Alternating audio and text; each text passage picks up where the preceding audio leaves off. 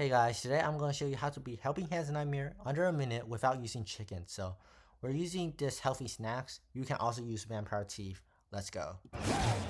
At the start, have the auto zapper hit the boss and then have the boss come down.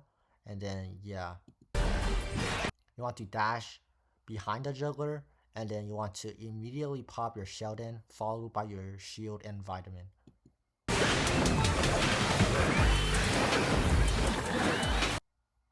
So it doesn't matter if these spirits split up or not because like they won't, like you will see why later, I guess.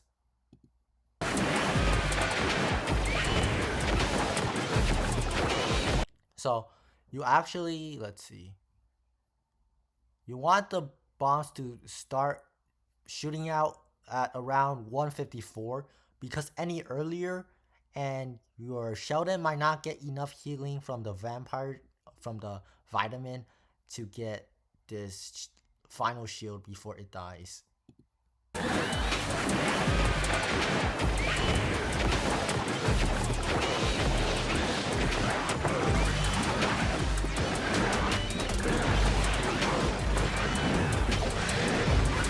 So yeah, let's see. So at this point, you want to take 3 hits from the juggler with you dashing from the last one at any point in time. So yeah, just dash like during any time during the final hit because the final hit because every hit deals 4k damage, so you can't survive the last hit, so you just want to dash away from it.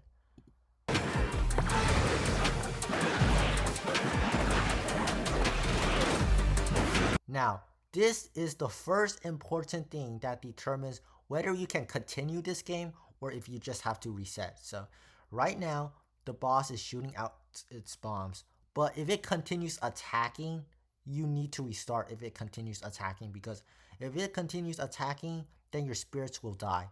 But if it shoots out its bombs, then you can continue. The second important part is that your bees need to stay alive. Now, if one of your bees die, you might barely get it or barely miss it. But like ideally, you just want all 3 of your bees surviving.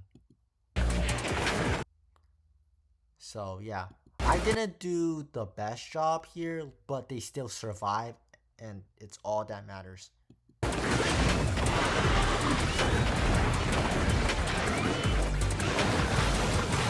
So see, when the juggler teleports, you need to already be dashing.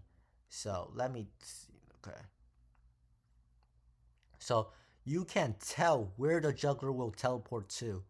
So my eyes are not on the juggler. My eyes are like around the map so that I can see where it's gonna teleport.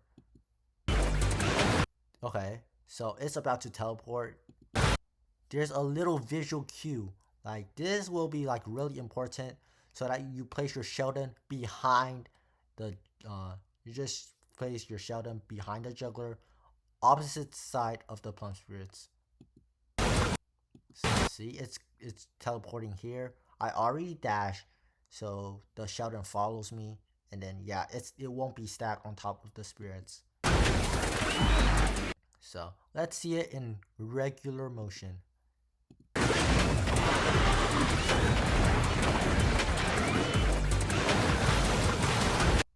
Yeah.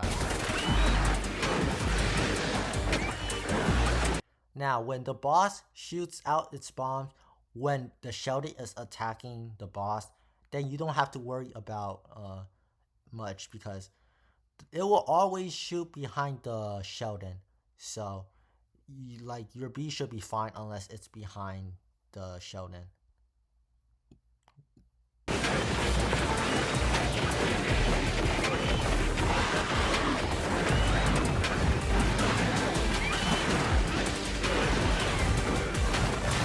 Okay, see? So these plum spirits, they have not received a single damage since the boss shoots out his second wave of bombs. So it doesn't matter if it splits at the start or not. Like you really don't have to worry about it.